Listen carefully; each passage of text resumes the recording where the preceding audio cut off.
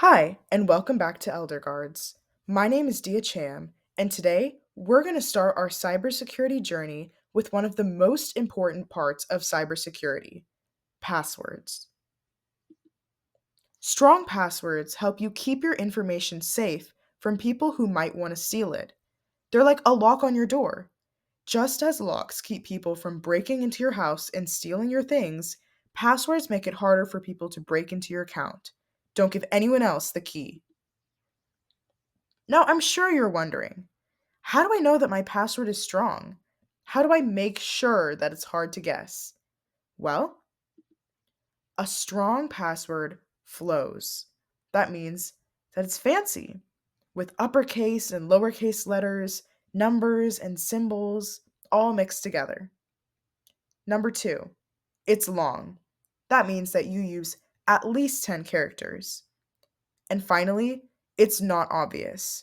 This means no names, no birthdays, and no pet names.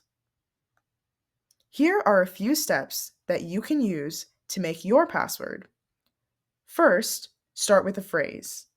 I love chocolate, so that's going to be my example. Second, make it a little more complicated by adding symbols and replacing some letters with numbers. So if you look at my example here, you can see that there are numbers, uppercase, lowercase letters, and symbols mixed together there. Finally, remember that your goal is to make things memorable but hard to guess. The password we made here is a lot easier than John123, and it's a lot safer too.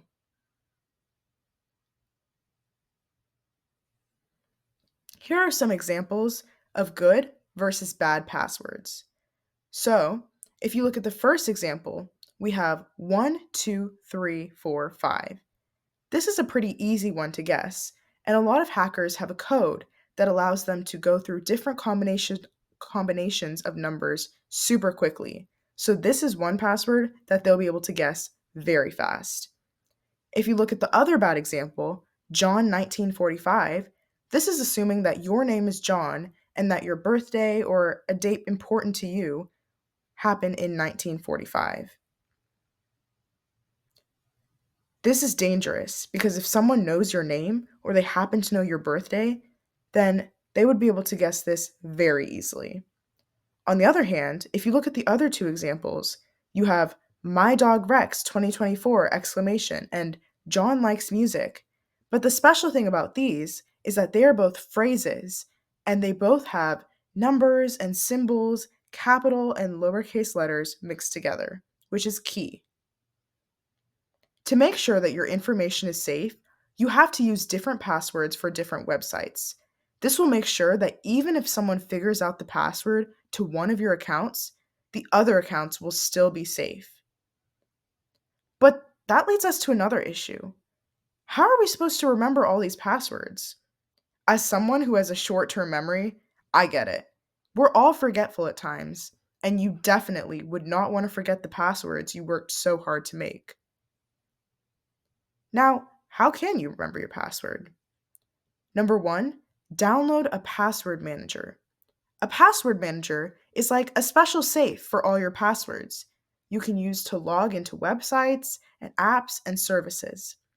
Instead of trying to remember each and every one of your passwords on your own, the password manager keeps them for you in one secure place. Just look for a trusted one on Google and download it. If you don't want to do this, you can write down your password and keep it somewhere very safe. Important to make sure that it's very safe. And make sure that you don't use sticky notes or something that can get easily lost. If you can't remember your password, just make it simpler. Now let's do some practicing and point out the bad passwords. If my name is Mark, is this a strong password?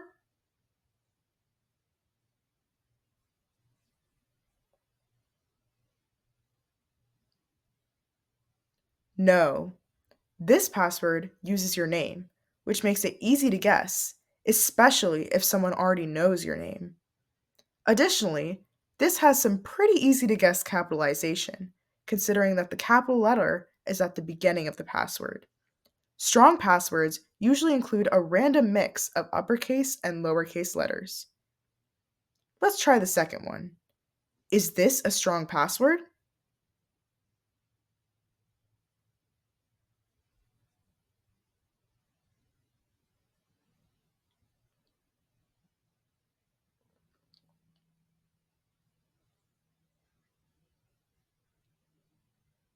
Yes, this is a strong password.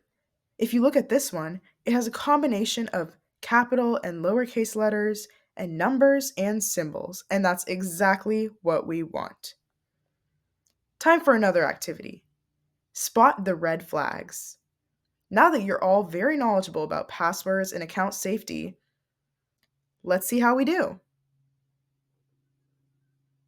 Scenario number one: Mary writes her passwords in a notebook that she keeps in her purse. Is this a good scenario, or is this something that we should try to avoid?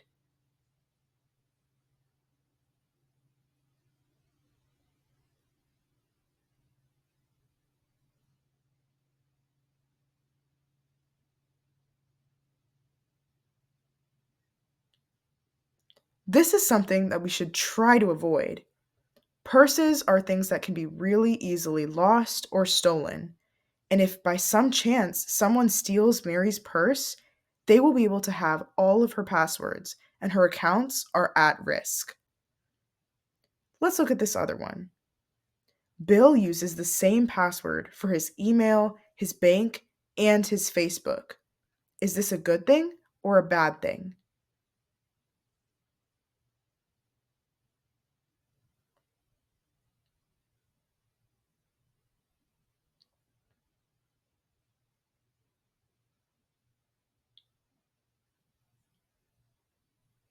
This is a bad thing.